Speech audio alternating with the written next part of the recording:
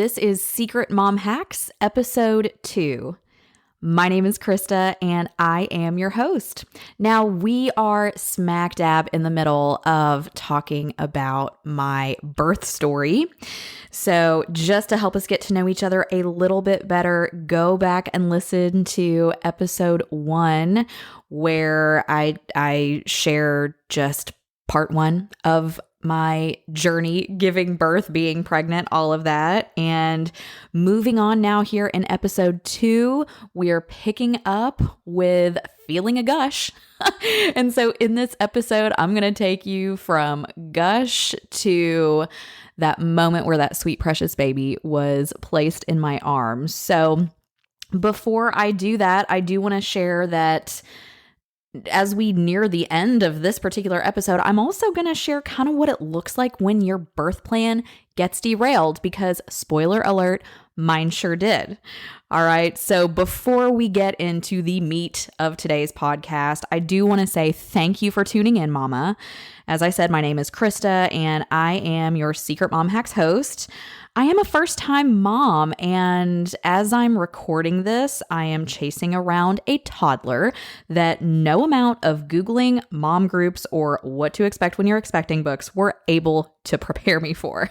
There's a lot of stuff people don't talk about pregnancy, about the birth process, about just hashtag mom life in general.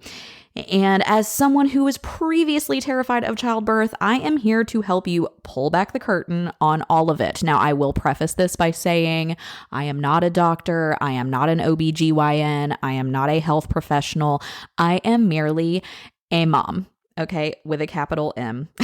So take everything I say with a grain of salt. I'm merely sharing my experience. If you do have key specific health questions, ask your health provider, ask your midwife, ask your OBGYN. They're going to give you the medical direction that you might be seeking. But I'm here to share my experience, share my story, and every now and then, as we move on in this podcast, it may get a little messy. We may share a little TMI, but that's why you're here, right?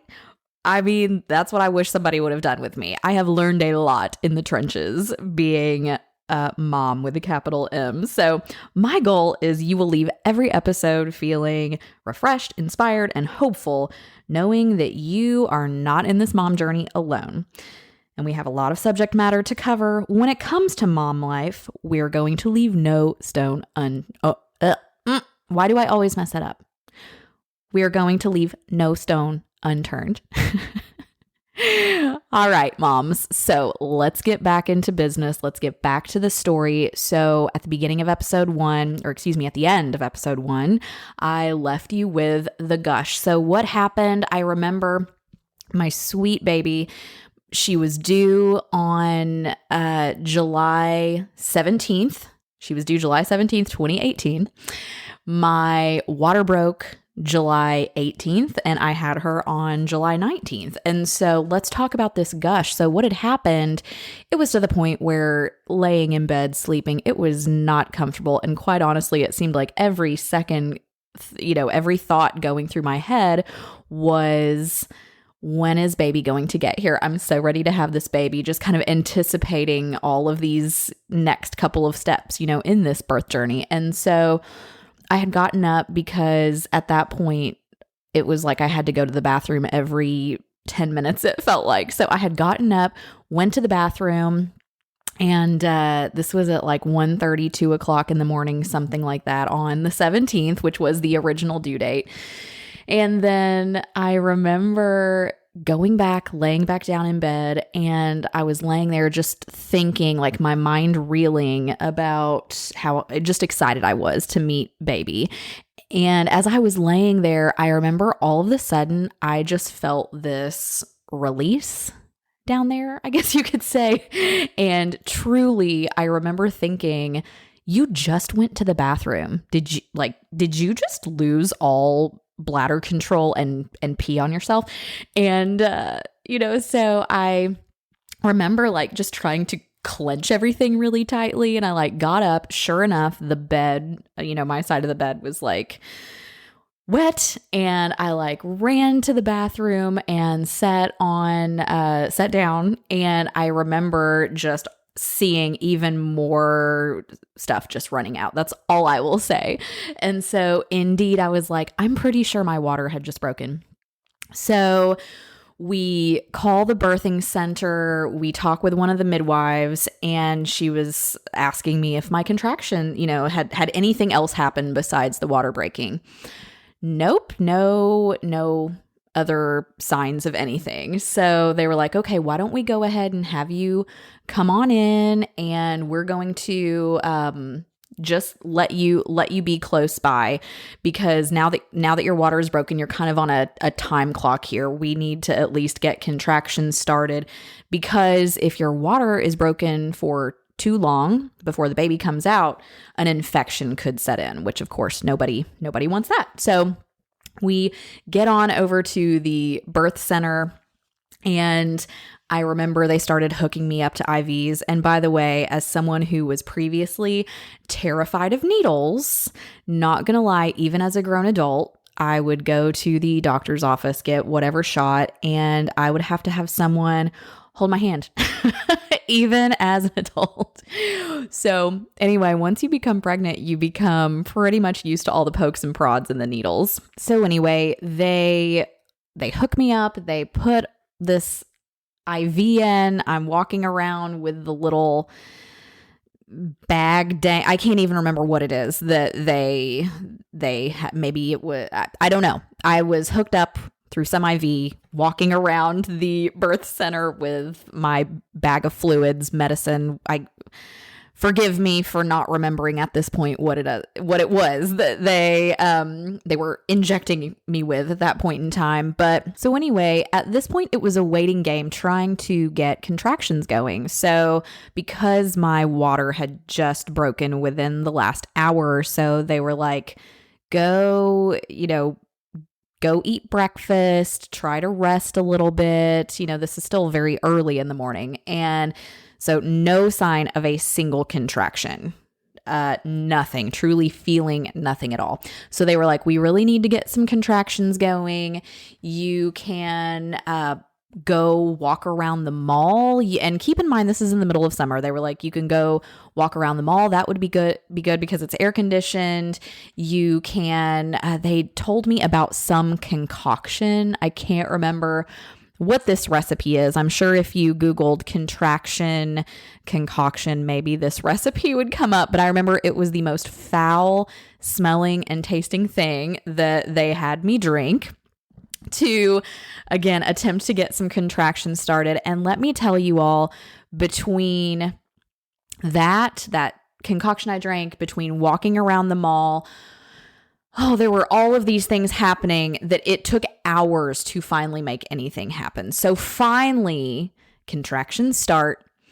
We are trying to increase the contractions now, right? Because again, my goal is I'm having this baby in the birth center. So we were kind of bouncing on a ball. We were, doing all of these number of things to get my contractions going. And I just remember being in this birth center room. It was so beautiful, so relaxing. Truly, Baby and Company truly was a wonderful place to work with. They made me feel so comfortable. And anyway, I just remember contractions finally getting going. I don't know what it was. I'm sure it was a combination of things, just like it was in episode 1, talking about the different things I had done to turn baby breech, with the contractions. I'm sure it was a combination of things that was finally getting things going. But we were trying, of course, to just increase the speed and decrease the time between contractions, right? Because that's the goal.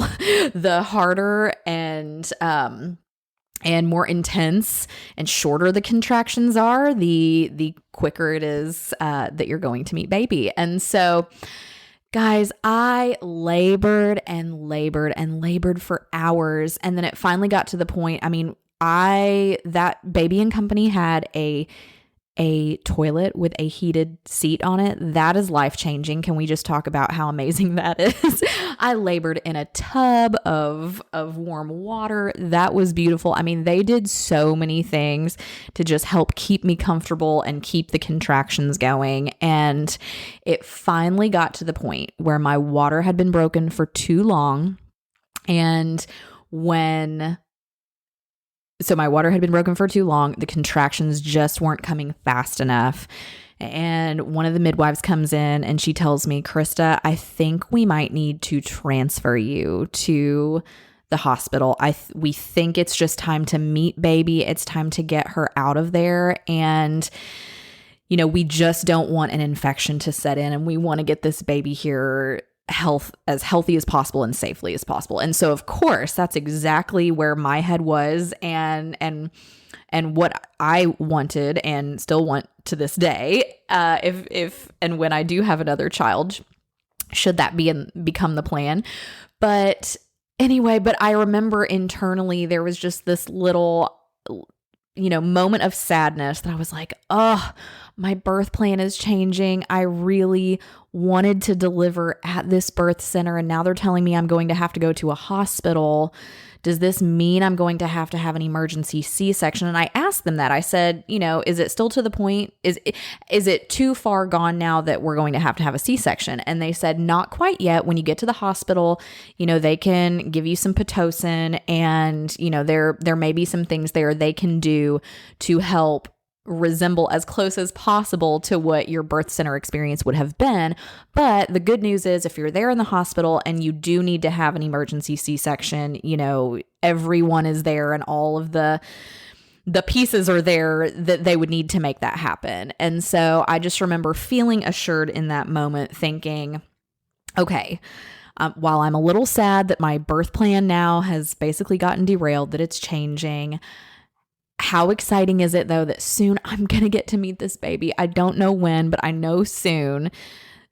These doctors, these nurses, they are going to give us great care, and very soon we're going to get to meet baby. And so I remember being driven to the hospital, and it was so great because it was kind of like we were in a little motorcade. One of the midwives, turns out she was also, she worked at the birth center and the hospital, which was really cool. So all the people at the front desk, when this midwife/nurse walked in the ER at this hospital, they knew her, and they knew, oh, she's with Baby and Company. She's got a mom in labor, and we need to get her into a room ASAP. So truly, from the birth center to the hospital, it was maybe like a 10 or 15 minute transition period. It was so fast. They had a wheelchair waiting for me. At this point, I was in so much pain, and I was just ready to deliver this baby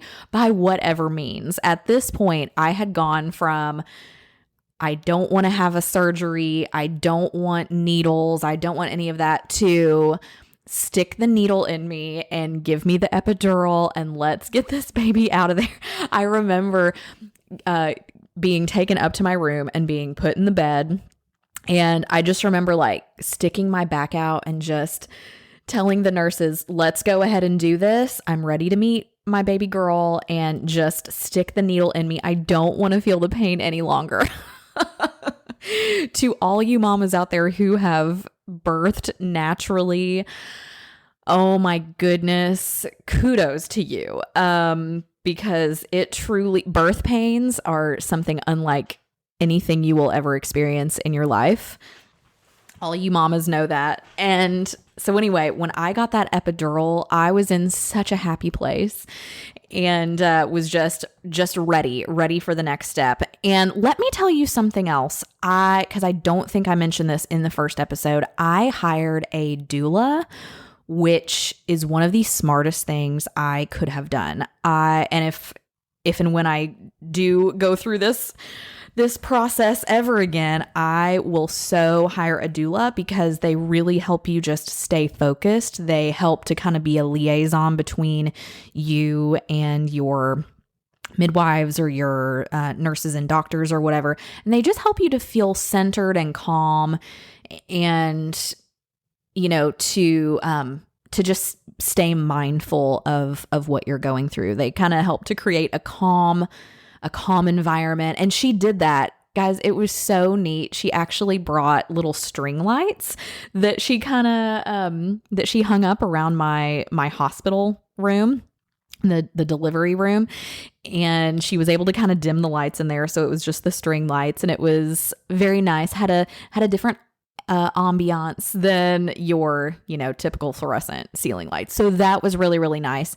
And then she just held my hand and was there to let me know that everything is going to be all right. And that, the doctors and the medical team, that they're looking out for our family. So, and what was so great, again, anytime I had a question or I needed something, I could tell her and she would run right out, as opposed to pushing the button 20 times, which I know doctors and nurses, I know they love that when all of the patients push the buttons because they need something. But anyway, that was one of my best decisions throughout my pregnancy, was hiring the doula, so that on the day of the birth, she was there to just help me keep my mind right, help me stay on track with everything. So anyway, it got to the point I was in the hospital. They were monitoring baby's heart rate. And again, these contractions were just going up and down. They were being so inconsistent, and I can't remember how long I labored in the hospital. I should have been taking notes, but who's really thinking about that, right? When you're going through all of this, especially the first time. But I remember when I had gotten to the hospital, they had said, you've got just X number of hours for us to labor and attempt to deliver like this before we have to consider some alternate options, which I knew that was code for before we would have to consider a C-section. So I kind of had that in the back of my mind that like, this could happen. Anything could happen. And so Krista, don't just think that that's not an option. Like, you are to the point where now truly they may have to do an emergency C-section for you to meet baby. So anyway, it finally got to the point where I'd labored and labored. Baby's heart rate was going, in addition to the contractions just staying irregular, her heart rate was starting to kind of go down as well. So that was certainly another concern. So finally they came in.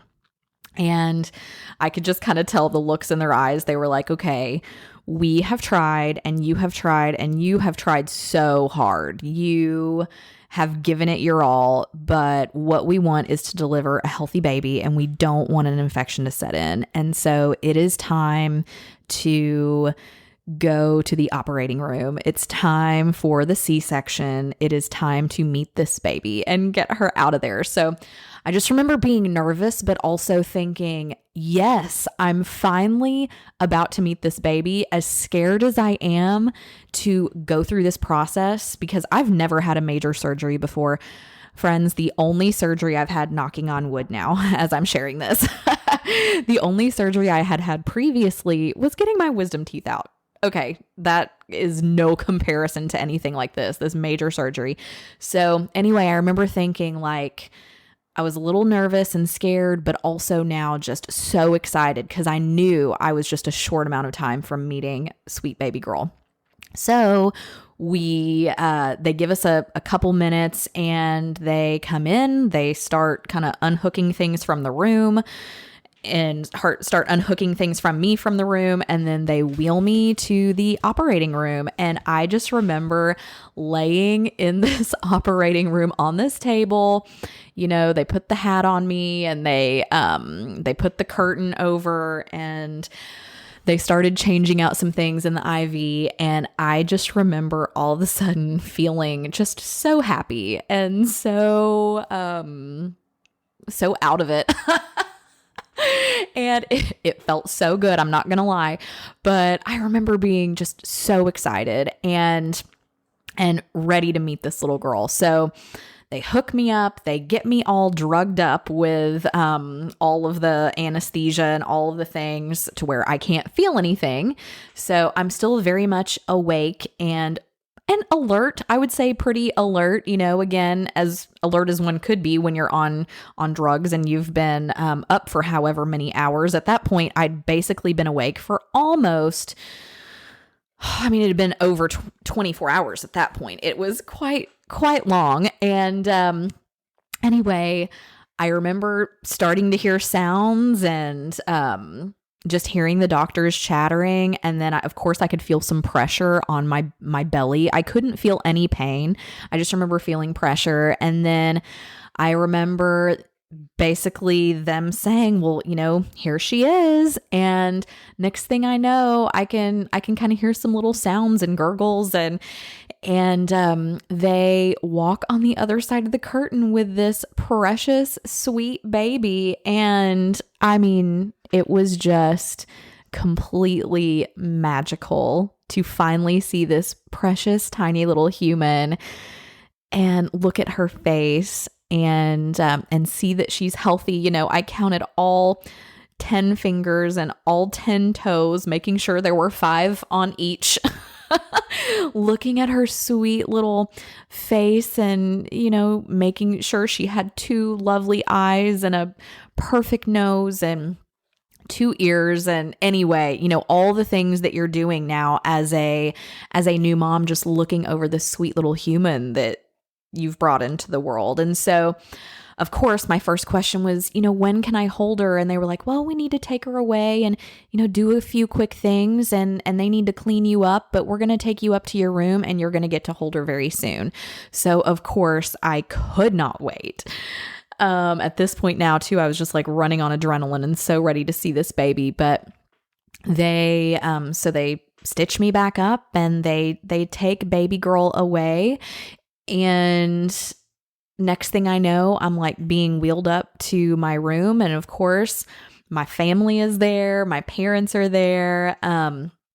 We had some sweet visitors who just couldn't wait to meet baby girl. And so a little bit of time goes by and next thing I know, they walk her into me, and I will just never forget what that feeling felt like when they placed her in my arms, and she was all swaddled in this little blanket. And I was, of course, still in my gown and, looked like a hot mess at this point. Again, you mamas who have like your makeup done and your hair all done, more power to you.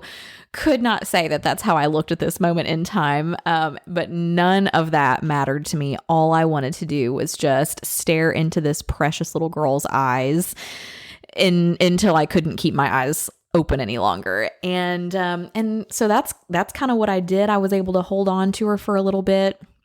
And of course, then they had to take her away to go do a few more things, and they needed to do a few things with me in my room. And ultimately, I just needed to get some sleep.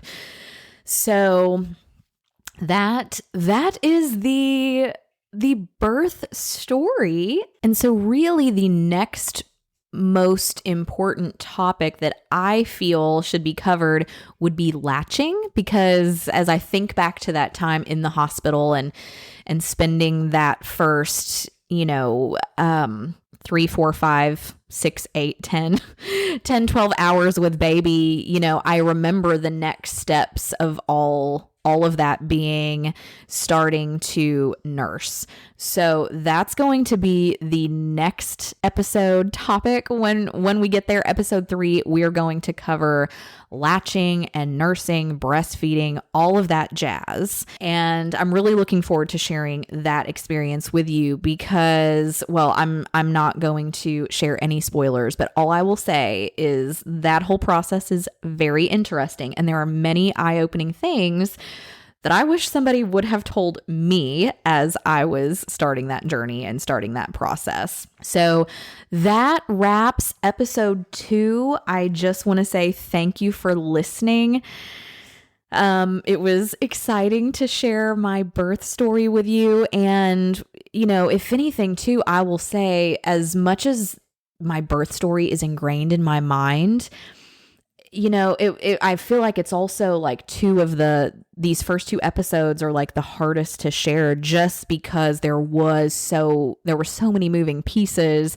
So now that we have set the stage with this birth story, with my birth story, or my daughter's birth story, I guess you would say, my experience giving birth for the first time, I just want to say, if you are a mom, if you already have a baby or a little one in this world, or if you are a mom to be, regardless of where you are in your pregnancy journey, but I just want to say, I cannot wait to share some of the stories that I have learned, some of the lessons I have learned over the last almost 3 years now. So guys, I've been trying to get this podcast off the ground for a while, not gonna lie.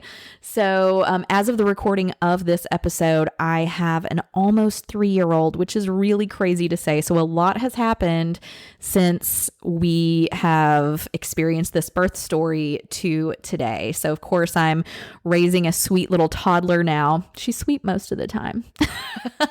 97% of the time, she's really sweet. We have those moments. We all do, right?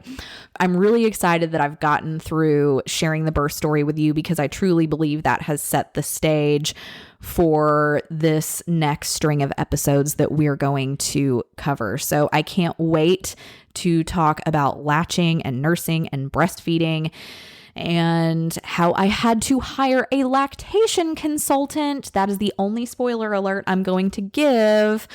All I will say is breastfeeding is not a walk in the park. Okay, so that's all I'm going to say on that. But I do want to say, I know that everyone's time is valuable, so I do not take it for granted that you have spent this time with me today. So thank you.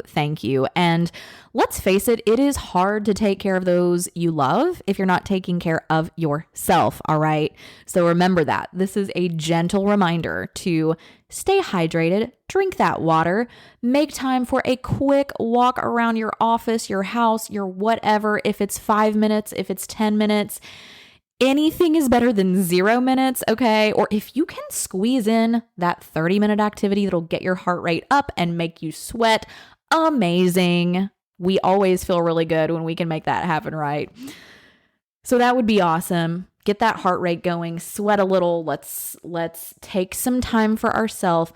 Don't forget to wash your face. Slather on that great overnight moisturizer before you go to bed, and don't forget that sunscreen in the morning, because your skin is going to thank you for that. Okay, so thank you very much for spending some time with me today. I will see you again on the next episode. And remember, until then, you've got this, mama.